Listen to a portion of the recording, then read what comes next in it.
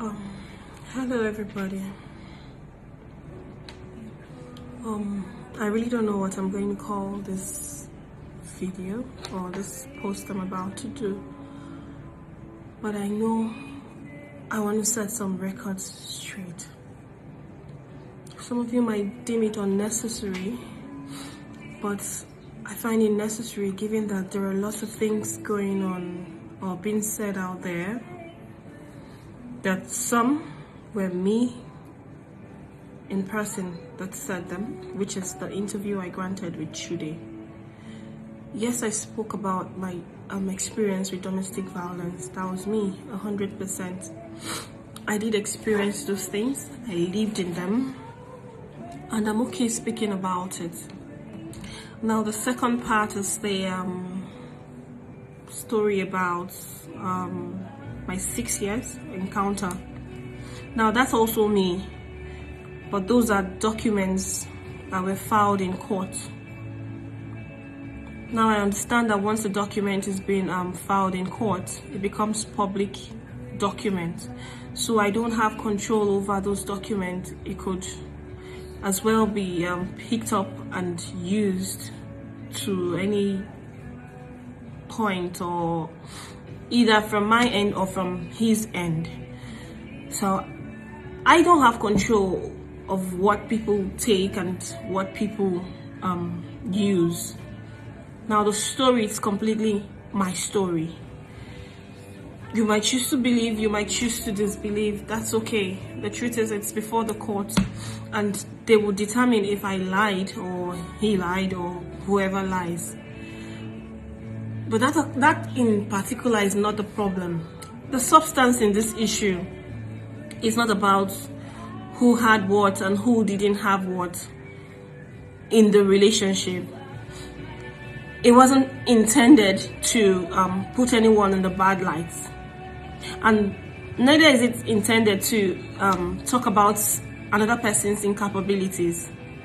Yes, he's called me bad names. He's done a lot in the past and said several horrendous things about me, which I did not respond to.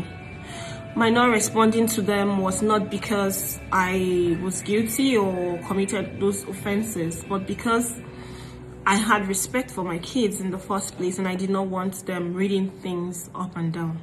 Now you might say, why are you speaking now? I am speaking now because the same kids will ask me in the future, Mom, my father said this, or my friends said they read this from my father. Why did you not stand up for yourself? Why did you not speak up? Why did you not tell your side of the story? I don't know what I would say to my kids if that happens, but I would like them to know the truth as well from the same medium that heard the lies. So this is not a vindictive situation. And heaven knows that I would have not said a word, even to the courts, if it wasn't that this person is so desperate to have me behind bars. The only moment I figured out that I have to speak up was after I was docked in court for cases that I have no idea how I got involved with it. Criminal charges. And I have to answer for myself. I have my sister docked for a crime she knows nothing about, and we are likely to be charged for 3 years or 4 years more if this person can cook up evidences and make it look real that we did those things we did not do. Now we all know this is Nigeria. Someone can wake up and decide to concoct stories and people go to jail. Even abroad it happens. There's a story of the 6 guys that were jailed abroad for the park case. I think there was a movie done with that, and they knew nothing about it.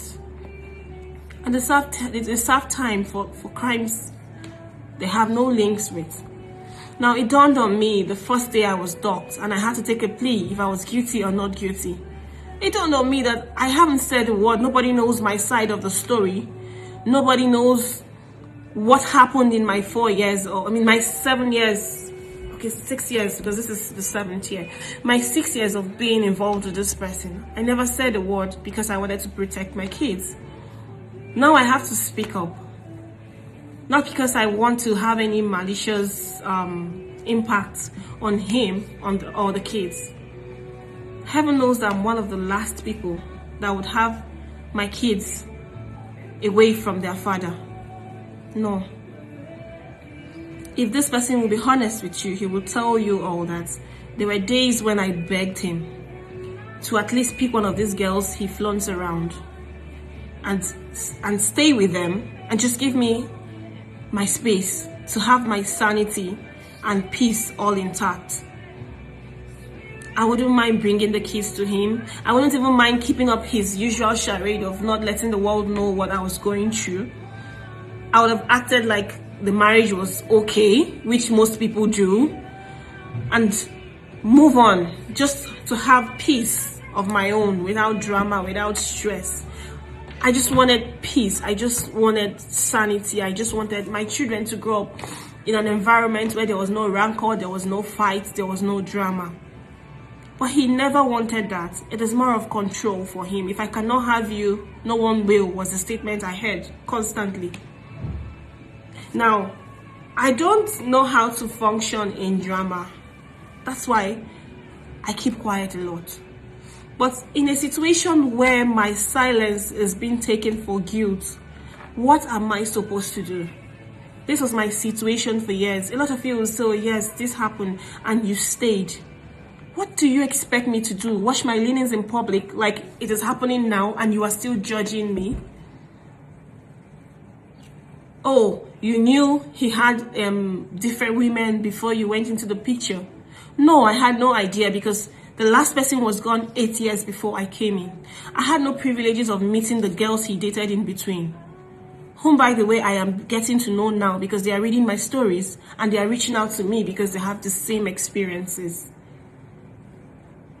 Now I have been able to speak to some of his ex-wives, and I have come to understand why most of them did not speak to me or tell me what happened. Because, of course, some of them expected I was aware, which I wasn't, because I don't know him from Adam. When I met him, it was a clean slate, like meeting every other normal person for me. Aside that, I am not someone that listens to gossip or what's on the blogs or what someone is saying to somebody, which was somewhere I should have paid attention from the start, but I never did. Now I'm paying for it. I just believed I should let him show me who he was. And now I have seen who he is. So, everybody makes mistakes. I've made mine. I am trying to live above it. And the concern in this issue is not me, but the 4 innocent children who have nobody to speak for them. Oh, why is she going crazy? Why is she speaking? What am I supposed to do? Liam is 3 years old. He has a scar on his face. I don't know how that happened to him. I don't go to his school. I don't know his teachers. Yes, I figured where his school was later, but I can't storm his school without a court order. We are in court. There are certain things I cannot do. Not everybody handles things in a street manner. I'm not that crazy. I'm not wired that way.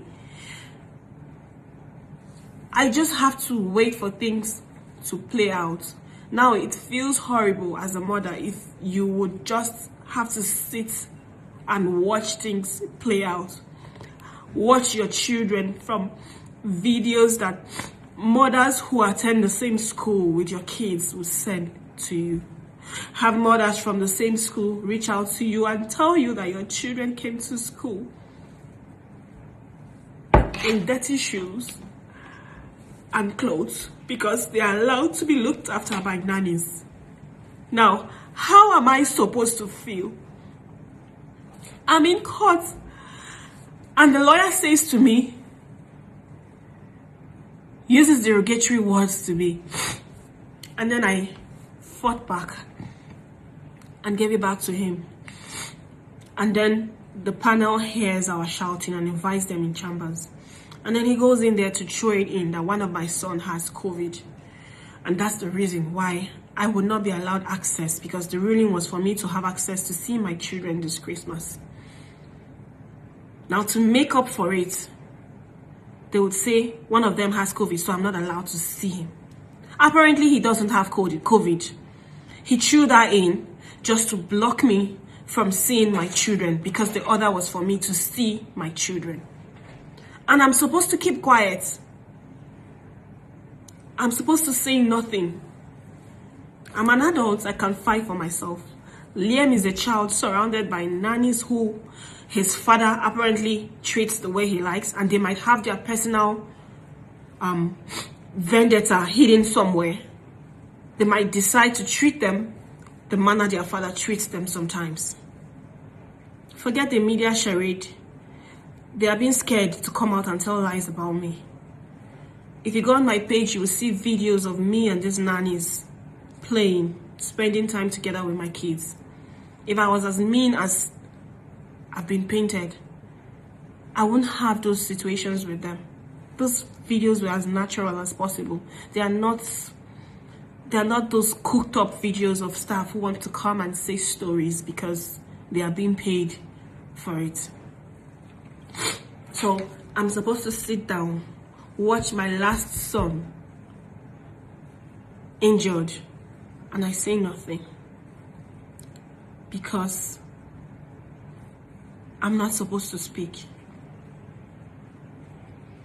I'm sorry. I'm not dead, I'm alive. My children cannot live like orphans while I'm still alive. I'm very much alive and I would fight. It can only take a while, but I know justice still prevails in this country. So I am prepared to fight till I get justice for my kids. They deserve to grow with their mother. They deserve to spend time with their mother. They also deserve to spend time with their father. But the rightful thing to do is to let their mother, who is alive, raise them, and not nannies. Forget the stories of their mother being insane. I am not insane. I have had psychological evaluation, since that's the point he wants to come through. I've done that in Nigeria. I've done that abroad. So I'm waiting on him to throw that in one more time. The drama from this man is just too much. It's not coming from a place of hate, because he knows me. He knows very well that I don't like drama. That's why it took me this so much to speak. This is over a year. I left him August 2nd, 2020. This is December 2021. So if I was drama born, I would speak from the moment I left his house. I would make so much noise, even while living with him. Everything he did to me that I have on record, I would have transmitted them. But I gave him a window to come, apologize, and maybe just make a means for these children to have a normal life with both parents. But ego won't let him. I'm not going to let my children become damaged because of ego. I can't do that. I have begged him on several occasions, let your lawyers sit with my lawyers, because I won't sit with you. Between he and I, he likes to exert power. He likes to show that he is who he is, and I should not say a word. So I don't want to go through that with him. I've had enough trauma. The lawyers can sit and agree on terms. I even told him we don't have to do this, drag in court.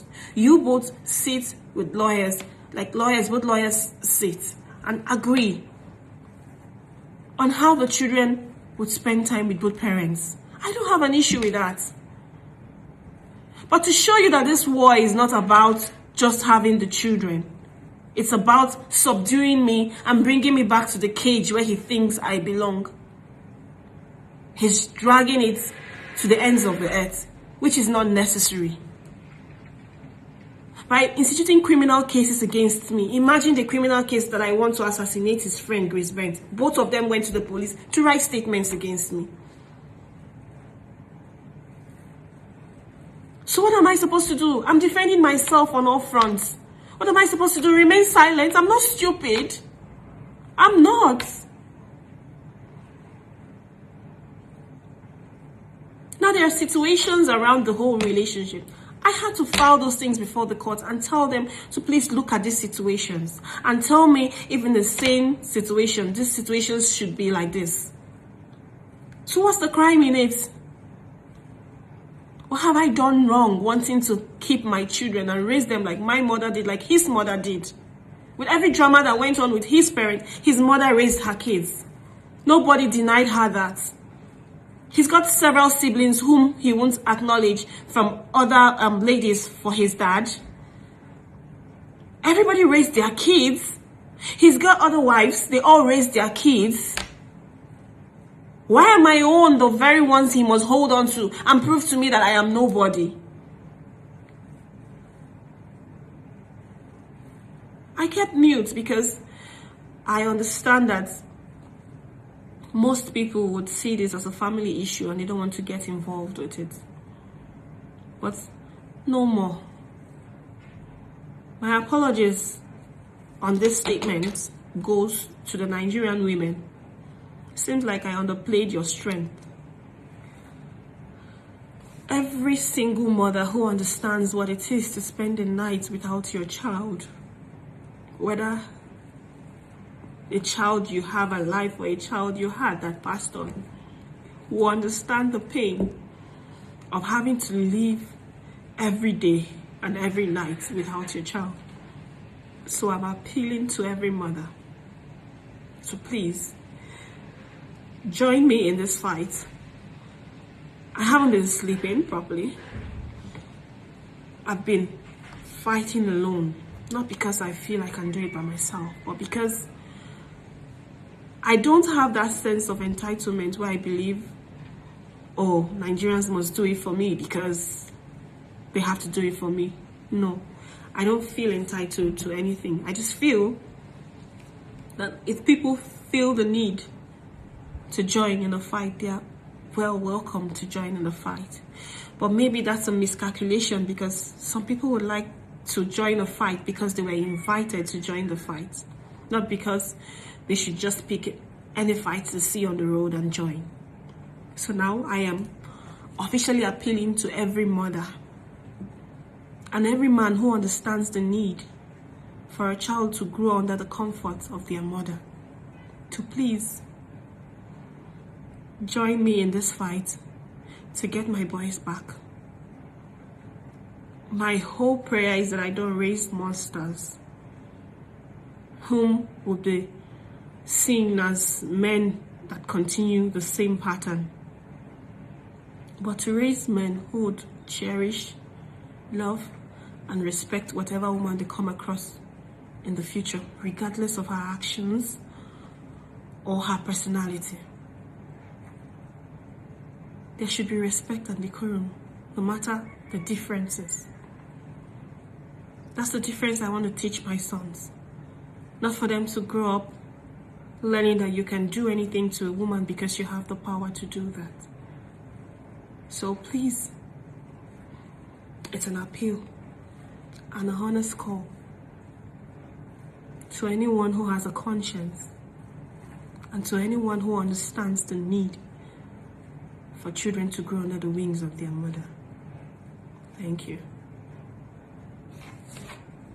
Honestly, I feel for this lady. I feel for her. I can imagine what she's going through now. Living without her children. She said it's over a year. Last year's August. That was when she saw her children last. This is so mean. It's so wicked of this guy to keep her away from her children. And the thing is, she is making efforts, but the man does not want to see her around the children. And these are young children. They are so young. They are young. Who is the person that will take care of these boys like their mother? Nobody. The highest he will do will be to get nannies from here and there. They can never be these children's mother. At all. And the thing is, he will not always be at home to take care of the boys. He can't. If he's always at home, how would he make money to cater for the children? This is mean. It's wicked. I don't know. This thing they call love. Sometimes I wonder, what is it? Today you love somebody so much. The next day you don't even want the person around you. What kind of love is this? And you just see them on social media, loved up, doing so many things, and you'll be looking at yourself like, whoa, my own is not as sweet as this. So not knowing that it's just pretense. She is appealing to women to help her. She wants to have her children back. She wants to have her children with her. She is not saying that, oh, I don't want their father to come close. No. She said, let me have access to these children. They are too young. And you know, they are so young that they are impressionable. People will be telling them a lot of things.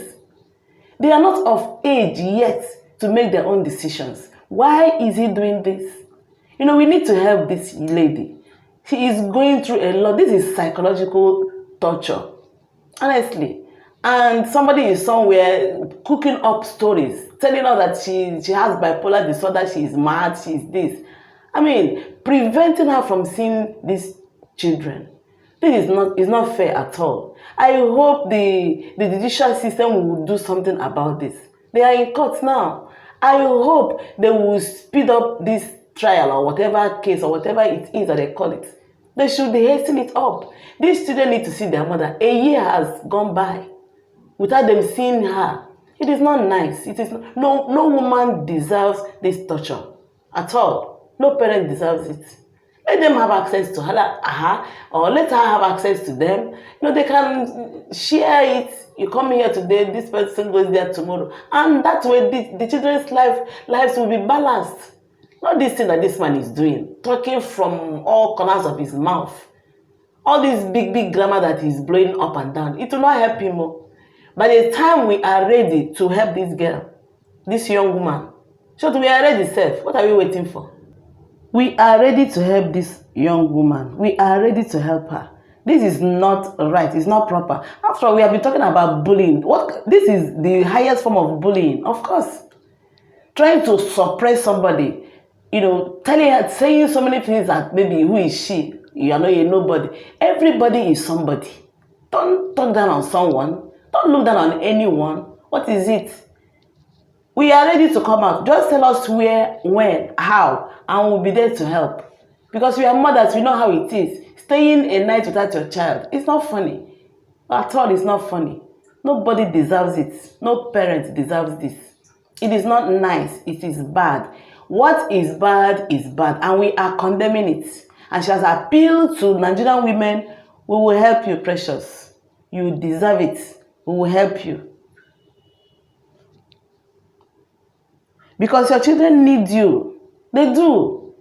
Those children, they must be going through so much now. They need their mother. So we will hasten it up and help her actualize her purpose.